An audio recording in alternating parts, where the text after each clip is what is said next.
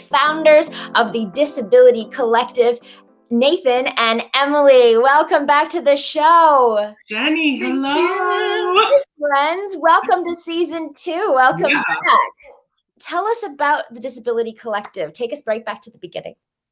Ooh, the beginning. Okay, well, I guess we should start about what the Disability Collective is for all of our viewers, which is a brand new collective and organization that is celebrating and showcasing disability in the arts. We think of disability super broadly, and we think of art super broadly. So we're just trying to start a conversation and to destigmatize disability specifically in the arts for us. Yeah, Nathan and I are both disabled. We met working on a show. It was actually at the start of Nathan's diagnosis, and we bonded over being disabled. And we were told pretty early on to not talk about being disabled, to hide it, that it would mean that we wouldn't be hired anywhere.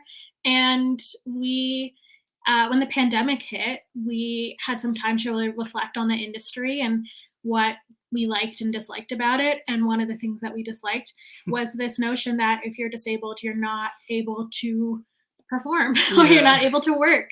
And we said not only should disabled folks be involved in this industry, but they should be celebrated and featured.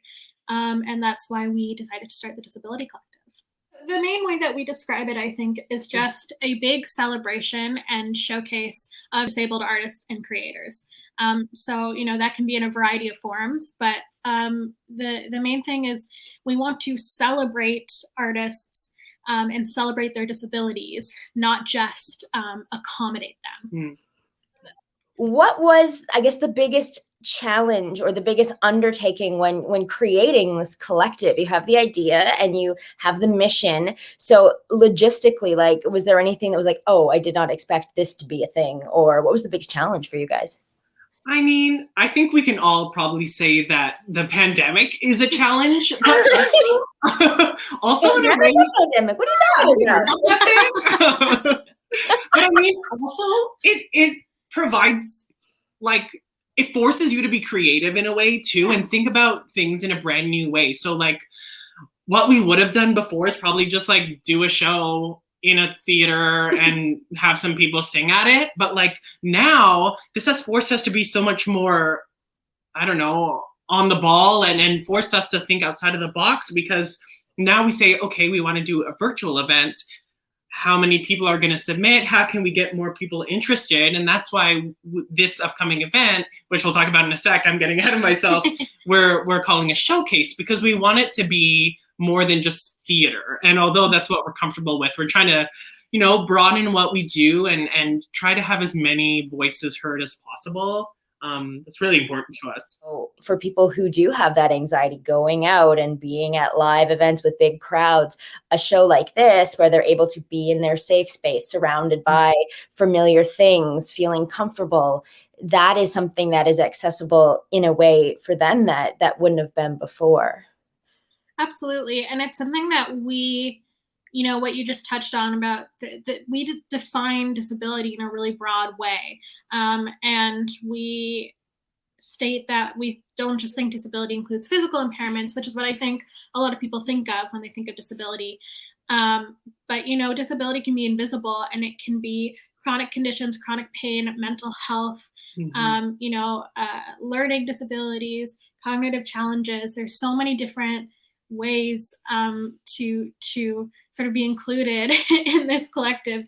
And we just think, you know, if you are dealing with something that is disabling, then, you know, that you can consider it a disability. And some folks aren't comfortable using that word, and that's great. I think it's up to the individual to choose how they want to label themselves. But we're really welcoming of as many folks as possible. In our upcoming showcase, our artists range from having physical disabilities and being in a wheelchair, which I think is sort of, you know, what's seen as, when people think about disability, that's what they think of. But there's so many other things. We have a deaf artist, we have a visually impaired artist, we have artists with mental health issues, we have an artist with dyslexia, we have, you know, a huge range of folks and artists with different types of disabilities. And that's kind of the point, is to say, you know, so many folks have something that they're struggling with. 1 in 4 people have some sort of disability. So it's a huge number of people, you know, that's 25% of folks are dealing with something. And yet, you know, it's something that's overlooked a lot. So yeah, it's important for us to talk about it. Though. Tell us about the show. When is it? Where is it? Who is in it? Tell us everything. Well, I'm gonna shut up. the show is called Art is Movement, a virtual showcase and fundraiser. And it is happening on the interwebs next Thursday, March 4th at 7 p.m. Eastern Standard Time. Oh, yes. Wow. Magic. Like Pippin, the talk show, but nothing like Pippin. I met Ben Green once, and that's as close as we get. So amazing. So March 4th, 7:30 Eastern Standard Time. Where can people find? I mean, okay, so who is part? You gave us sort of a bit of a hint, a bit of a tease as to who is in it, but what can we expect on Thursday, next Thursday? Well, like we said, it's such a diverse group of people. We were blown away by how many people submitted. We received so many amazing submissions from so many talented artists. It's been a joy getting to know them and their work. It's inspiring in itself, just gathering our community of folks. So we have tons of different types of art. We have some musical theater performers. We have some dancers.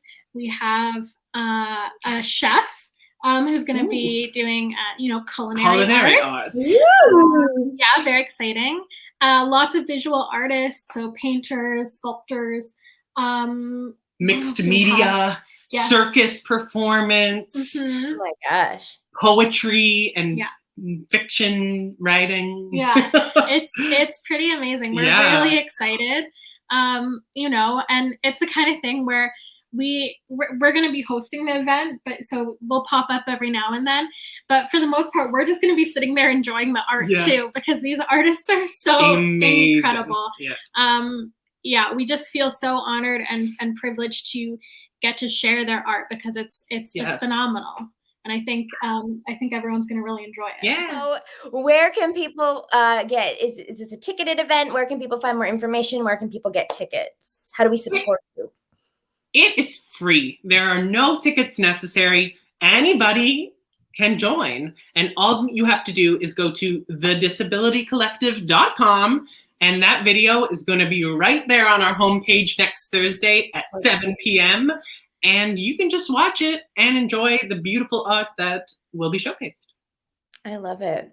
Thank you. And lastly, how can able-bodied folks support and amplify the Disability Collective and the work that you're doing?